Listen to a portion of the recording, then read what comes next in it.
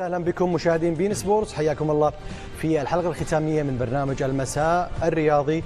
نرحب بدايه في ضيوف هذا المساء ونقول لبدر الدين الدريسي اهلا وسهلا وهارد لك. مساء الخير زميلي مشاري، مساء الخير اصدقائي ورفاقي في هذا البرنامج، مساء الخير لكل المشاهدين الكرام. صحيح ان اليوم حاله حزن كبير جدا يعيشها المغاربه في اعقاب هذا ضياع هذا اللقب الافريقي. المنتخب المغربي اقرب منهم اليه من حبل الوريد. اعتقد على انه فعل كل ما يمكن ان يفعله من اجل ان ينال اللقب، لكن لغايه الاسف لم يضع خواتيم القصه الجميله بالطريقه التي كان يجب ان يفعلها. ما شاء الله ما قدر فعل. إن يعلم الله في قلوبكم خيرا يؤتكم خيرا، لكن هذا هو قدر الله، أنه لن يكتب لكرة القدم وطنية أنها تتوج باللقب الإفريقي بعد مرور 50 سنة. يجب أن تنتظر دورات أخرى، لكن اتركني أقول لك على أن المنتخب السنغالي، وأنا أهنئ بالمناسبة، يستحق هذا التتويج لأنه قدم مباراة نهائية من المستوى العالي على كافة المقاييس. بدا بأنه منتخب كان محضرا نفسيا وأيضا تكتيكيا وتقنيا بدنيا لهذا النزال، لكن هذا النهائي لغايه الاسف شبهه بالاحرى مشهدان مخزيان. انا في الواقع اعتبرهما المشهد الاول مشهد قرار لاعبي المنتخب السنغالي بتحريض من مدرب بابتيو على مغادره الملعب، مشهد لا يليق بهذه المسابقه الافريقيه على الاطلاق. ما كنت اتمنى هذا الامر، حتى لو كانت ضربه الجزاء فيها نسبه كبيره من عدم الوثوقيه، انما ما كان الامر يفرض هذه المغادره بهذا الشكل الارعن ونصدروا هذه الصوره في بطوله كانت حقيقه يستمتع بها الجميع، ان نصدر مثل هذا المشهد. ثم ايضا زميلي مشاري، مشهد اضاعه ابراهيم دياز بتلك الطريقه لضربه الجزاء، لو سجلها كانت المباراه ستنتهي وكان اللقب سيذهب للمنتخب المغربي. لكن انا اقول على ان هذه الاقدار قضاء الله وقدره، ونحن نحترم قضاء الله وقدره. قضى الله وقدره، قدر الله ما شاء فعل. لكن انت ما شاء الله تكلمت في كل سياق هذا النهائي، وحقك قد الواقع فرض نفسه كما ذكرت. صح. السنغال هي من استحقت، لكن المغرب نعم خسرت النهائي لكن انتصرت بانتصار تنظيمي مميز. صابر الغراوي اهلا وسهلا. صحيح، اهلا بك يا مشاري، تحياتي ليك ولضيوفك الكرام، وهارد لك لصديقي واخويا بدر الدين الادريسي. هذه هي كرة القدم، المشكلة الوحيدة السيناريو. تقريبا ده أصعب وأقصى من القسوة أصعب سيناريو شفته في كرة القدم في حياتي. تابعت نهائيات كتيرة، ما شفتش أصعب من هذا السيناريو الدراماتيكي المثير الغريب جدا جدا جدا. صحيح ابتسمت في نهاية الأمر للمنتخب السنغالي، وهو يستحق، دعنا نقولها بملء الفم، وهو يستحق عطفا على ما قدمه طوال منافسات البطولة بشكل عام، وفي هذه المباراة بشكل خاص كان هو الأفضل. ولكن أنا بقول للإخوة المغاربة ارفعوا الرؤوس واستفيدوا من الدروس. في دروس كتيرة جدا نستخلصها من هذه المباراة ومن المشاركة في البطولة بشكل عام، ممكن نتطرق ليها في معرض الحلقة. ولكن بشكل عام ليلة حزينة بالطبع على الجمهور المغربي، كان الله في عون الجمهور المغربي على هذا السيناريو الصعب جدا. ولكن في النهاية دي كرة القدم، وبنشوف فيها سيناريوهات مشابهة كتير. فتحي مودي اهلا وسهلا، رايك في المباراه النهائيه من ناحيه ما شاهدناها من احداث اثناء المباراه؟ والله ساعة أولا تحية للأصدقاء، تحية للسادة المشاهدين والمشاهدات. بطبيعة الحال أول حاجة ساعة نهني السنغال بهذا التتويج المستحق، والحقيقة معناها الفريق السنغالي عاد من بعيد، وربما المنتخب المغربي ساهم في إرجاعه من بعيد، لأن المقابلة كانت ممكن أن تنتهي. ثم بالطبيعة هارد لك للمنتخب المغربي، هنيئا للمغرب بهذا التنظيم الاستثنائي. الحقيقة عشنا كأس إفريقية من طراز عالي وعالي جدا.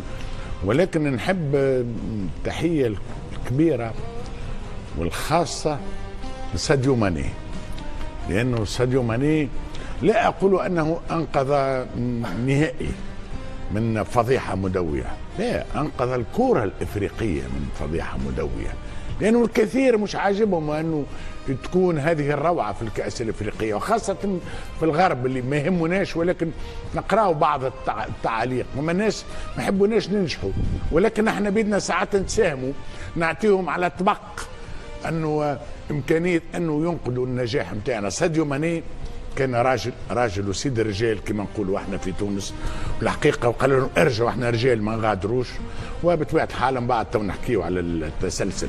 مقابله حقيقه هيتشكوكيه، وقت اللي في بالنا انتهت وقتها بدات، وقت اللي في بالنا انتهت المقابله وسيقع التتويج وضربه الجزاء وقتها بدات، مع الاسف وقتها بدات، مع الاسف للاشقاء المغاربه معناها، ولكن السنغال تستحق مع الاسف وقتها بدات للسنغال، لانه بعد تو نحكيو في النصف ساعه الاخيره معناها ولا تقريبا المنتخب السنغالي لظروف متعدده اصبح تقريبا هو ملك، هو الصيد، هو اسد الميدان. بالطبيعه ما نجمش ما نحكيش لانه على ابراهيم دياز، على ضربة الجزاء. ابراهيم دياز من القمة، كان فوق السحاب في هذه الكأس الافريقية الى القاع لانها الطريقة هذه انتهت المقابلة، بعد ذي اعلن حكم نهاية المقابلة، معناها كانت ضربة جزاء حاسمة، كانت نجم تكون اذا كان في الترتيب العادي العاشرة وينتهي المقابلة والتتويج، بس من القمة الى القاع في بالطبع، لانه سامحني شوف كرة القدم إذا لم تحترمها تعاقبك، كرة القدم إذا لم تحترمها لا تحترمك. بطبيعة الحال أنا نحط مكاني بلاصة ابراهيم دياز اليوم ربما معناها أكثر إنسان حزين على الكرة الأرضية، لأنه فرحة شعب، فرحة 40 مليون، فرحة انتظار متاع نصف قرن، هالفرحة هذه الكل كانت في ساقين ابراهيم دياز. انت قصدك في طريقة التنفيذ؟ لأن في لاعبين كبار نفذوا بنفس الطريقة، زيدان وتوتي وكثير من اللاعبين ورونالدينو وميسي وكثير من اللاعبين، ولا الطريقة في هذا التوقيت يجب أن ما تكون في نفس ما شاهدنا؟ لا أما دقيقة 95 أو 96 انتهت المقابلة وفي يدك معناها كرة كنت نجم أنا الراب تسددها بأي طريقة تحب، ما يلومك حد، باجو وغيره ورونالدو هو على طريقة بانينكا. لا بانينكا وقته ما هوش وقته تماما، وحتى طريقة بانينكا. طيب لو تم تسجيلها ما كنا نقول هذا بالطبع، ولكن الطريقة سامحني والله ما نعرفش لا يعني الوصف الدقيق، لاني بسال الجميع عن ركله الجزاء. لا غلطه تماما، فيها استهتار بكره القدم. انا سؤال نقوله ما نحبش نعطي الجواب نتاعو. لو كانت في كاس اوروبا، لانه نحكيو على كاس افريقيا. طيب لا انا بالسؤال انا اعطي السؤال. اعطي السؤال. لو كان ابراهيم دياز مع ريال مدريد في نهائي تشامبيونز ليج وعنده الكره الحاسمه التي يفوز بها ريال مدريد بالكاس، كان يتصرف بهذه الطريقه؟ طيب انت قصدك يعني في حدث كبير صعب ان تلعب نفس هذا؟ زيدان في نهائي كاس العالم 2006 امام ايطاليا سجلها امام بوفون هذا اعطاه تمريره لا بس بنفس الطريقه اللي هي البينينكا، لكن التنفيذ انت ذكرت تحضير ليها، فما كذا، فما تنظر للحارس يتحرك ما يتحرك، الحارس مندي ما تحركش، معناها سامحني. طيب اروح لك ابعد، توتي في نصف نهائي يورو 2000 ضد هولندا، بدي احنا نحكيه تو. لا انت قصدك التكنيك ولا طريقه التسديد؟ لا. هناك لاعبين كبار. اي عشبي لاعبين كبار ومباريات حاسمه. ابراهيم دياز لاعب كبير. طيب مباريات حاسمه. ذكرت لك توتي في نصف نهائي اليورو، زيدان في نهائي كاس العالم. ايوه سجلها. يعني قصدك بالطبع تتحمل بالطبع النهائي. شوف باش نحكموا على مدرب احنا في الاخير، علاش نكونوا قاسيين على المدربين وما يكونش نفس الحكم على اللاعب؟ نحكم عليه بالنتيجه. المدرب ينجم يعمل مقابله وفريقه ما يلعبش وينتصر. طيب عشان نختم وننهي، وصف لفتح المولدي في تنفيذ ابراهيم دياز، لان السؤال سيكون للجميع. انا الاستهتار وعدم احترام التوقيت، الاطار، نهائي شعب كامل يستنى فيك. لا شاهد الجميع في منطقة المشجعين لا. دار البيضاء وكذلك السنغاليين فرحوا المغاربة وكلنا يعني حزننا لهذا الضياع.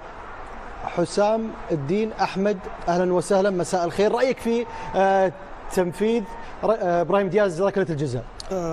مساء الخير، مساء الخير والنور المتابعين والمتابعات. لا أقول أن هذا صعب جدا، وطريقة التسديد كانت والله أقول أن أولا إن كنت مدرب ممكن لأختار رجل آخر غير إبراهيم في هذا الوقت.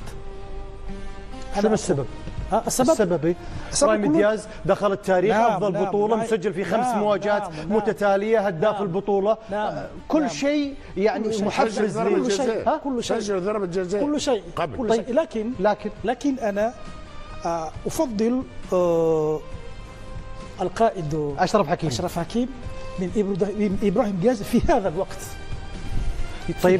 طيب من اللي أعطى القرار تنفيذ ركلة الجزاء؟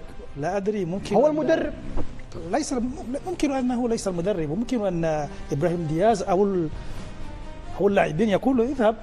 طيب أنت لا المشكلة الثقة كانت فوق الحدود. إبراهيم دياز كان لديه ثقة فوق الحدود. تصفها نفس ما وصفها فتحي؟ وأنت ذكرت المدرب حسام. نعم. سنستمع ونتابع مع مشاهدينا متابعين برنامج المساء الرياضي وليد الرقراقي مدرب منتخب المغرب ماذا عبر عن ركلة الجزاء تحديدا من إبراهيم دياز. ابراهيم ضرب دابا جزاء مع يمكن